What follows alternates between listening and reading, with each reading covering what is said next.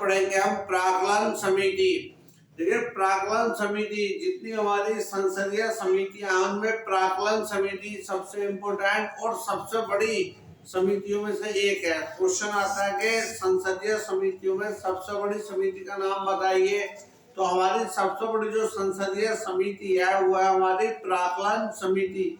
तो जब हम प्राक्कलन समिति पढ़ते हैं तो जितने भी इम्पोर्टेंट इसके पॉइंट हैं एग्जाम में जितने पॉइंट आए हुए हैं वो हम पढ़ेंगे और प्राक्कलन समिति के जितने भी क्वेश्चंस बन सकते हैं वो सब इसमें हमें पढ़ने हैं। तो प्राक्कलन समिति है क्या, क्या इसके कार्य हैं, क्यों प्राक्कलन समिति बनाई गई, इसके बारे में पढ़ेंगे। देखिए प्राक्कलन समिति, जो प्राक्कलन समिति है सबसे पहला पॉइंट है कि इस समिति में लोकसभा के कितने सदस्य होते हैं, 30 सदस्य होते हैं। प्रश्न आता है कि जो हमारी प्राक्कलन समिति है प्राक्कलन समिति में कितने सदस्य होते हैं। तो प्राक्कलन समिति में 30 सदस्य होते हैं। कितने सदस्य होते हैं प्राक्कलन समिति में, 30 सदस्य होते हैं। पहला प्रश्न याद हो चुका। अगर क्वेश्चन आए कि हमारी संसदीय जो समिति है प्राक्कलन समिति, कि प्राक्कलन समिति में कितने सदस्य होते हैं, तो प्राक्कलन समिति में 30 सदस्य होते हैं। ठीक है, कितने सदस्य होते हैं, तो लोकसभा के 30 सदस्य होते हैं। प्राक्कलन समिति में राज्यसभा के सदस्यों को शामिल नहीं किया जाता। इंपोर्टेंट पॉइंट है, क्वेश्चन आएगा जो प्राक्कलन समिति में 30 सदस्य होते हैं तो वो 30 के 30 लोकसभा से होते हैं। प्राक्कलन समिति में कोई भी 30 सदस्यों में से राज्यसभा का कोई सदस्य शामिल नहीं किया जाता। देखिए क्वेश्चन आएगा प्राक्कलन समिति में 30 सदस्य होते हैं, लोकसभा और राज्यसभा दोनों में से, तो गलत हो जाएगा। प्राक्कलन समिति में जो 30 के 30 सदस्य लिए जाएंगे वो कहां से लिए जाएंगे, लोकसभा से। ठीक है, राज्यसभा के सदस्यों को इसमें शामिल नहीं किया जाता। अब आता है जो हमारी प्राक्कलन समिति है कि प्राक्कलन समिति के सदस्यों का चुनाव प्रत्येक वर्ष आनुपातिक प्रतिनिधित्व के अनुसार एकल संक्रमणीय मत के माध्यम से किया जाता है। तो जो प्राक्कलन समिति है, प्राक्कलन समिति के जो सदस्यों का चुनाव किया जाता है तो वो कौन से नियम पर होगा, तो वो होगा हमारा आनुपातिक प्रतिनिधित्व के अनुसार एकल संक्रमणीय। कौन सा मत होगा, एकल संक्रमणीय मत के माध्यम से किया जाता है। देखिए जो प्राक्कलन समिति है, प्राक्कलन समिति के सदस्यों का कार्यकाल कितने वर्षों का होता है, 1 वर्षों का। जो प्राक्कलन समिति होती है, प्राक्कलन समिति के सदस्यों का कार्यकाल 1 वर्ष का होता है। अगला देखिए प्रत्येक वर्ष मई में समिति का कार्यकाल प्रारंभ होता है तथा अगले वर्ष 30 अप्रैल को समाप्त हो जाता है। जो प्राक्कलन समिति का कार्यकाल है वो कब से प्रारंभ होता है, तो देखिए कब से स्टार्ट होता है, मई, और कब समाप्त हो जाता है, 30 अप्रैल को समाप्त हो जाता है। इसके बाद इम्पोर्टेंट पॉइंट है कि प्राक्कलन समिति का अध्यक्ष लोकसभा के अध्यक्ष द्वारा मनोनीत किया जाता है।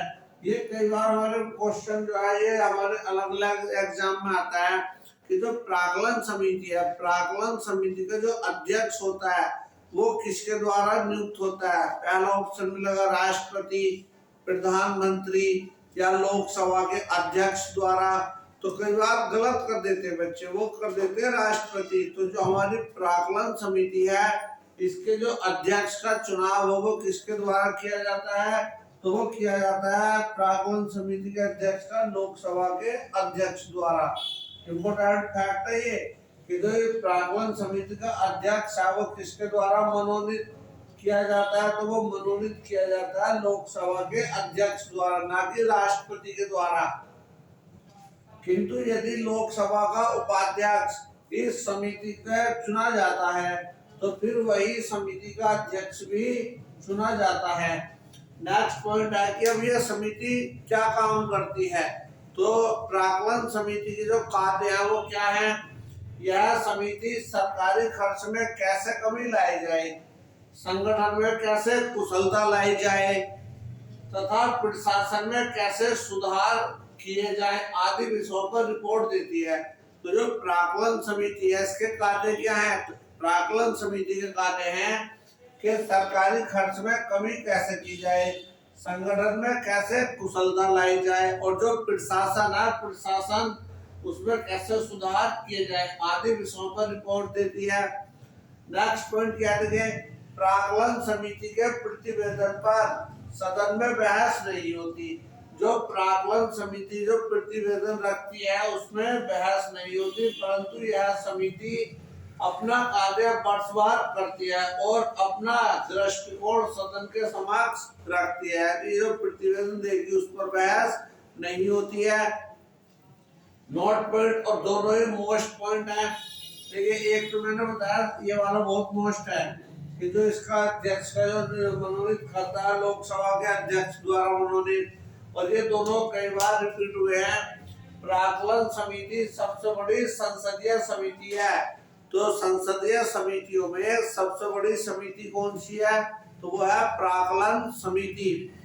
अगला पॉइंट है प्राक्कलन समिति को लोक लेखा समिति की जुड़वा बहन के रूप में भी जाना जाता है। इम्पोर्टेंट पॉइंट है ये कि जुड़वा बहन के नाम से कौन कौन सी समिति को जाना जाता है, तो वो जाना जाता है प्राक्कलन समिति को और लोक लेखा समिति को जुड़वा बहन के नाम से। अब आप बताइए प्राक्कलन समिति में कुल कितने सदस्य होते हैं, तो वो कितने सदस्य होते हैं प्राक्कलन समिति में, कुल सदस्य 30।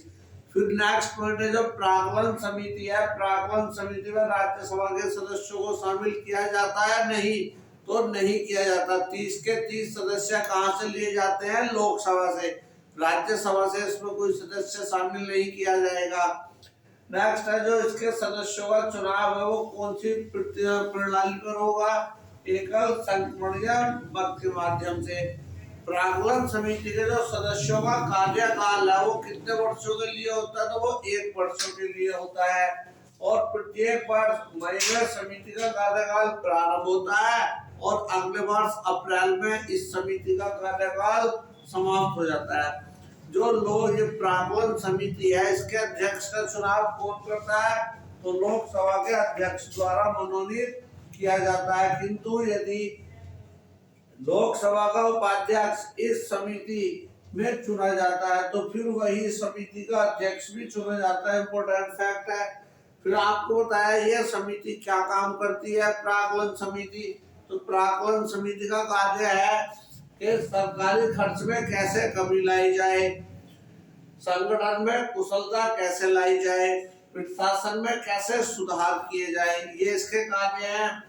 प्राक्कलन समिति के प्रतिवेदन पर सदन में बहस नहीं होती, परंतु यह समिति अपना कार्य वर्षभर करती है और अपना दृष्टिकोण सदन के समक्ष रखती है। इम्पोर्टेंट फैक्ट है कि सबसे बड़ी संसदीय समिति का नाम बताइए, तो सबसे बड़ी संसदीय समिति कौन सी है, प्राक्कलन समिति सबसे बड़ी संसदीय समिति है। फिर क्वेश्चन आता है कि किन 2 समितियों को जुड़वा बहन के नाम से जाना जाता है, तो प्राक्कलन समिति और लोक लेखा समिति को जुड़वा बहन के नाम से भी जाना जाता है।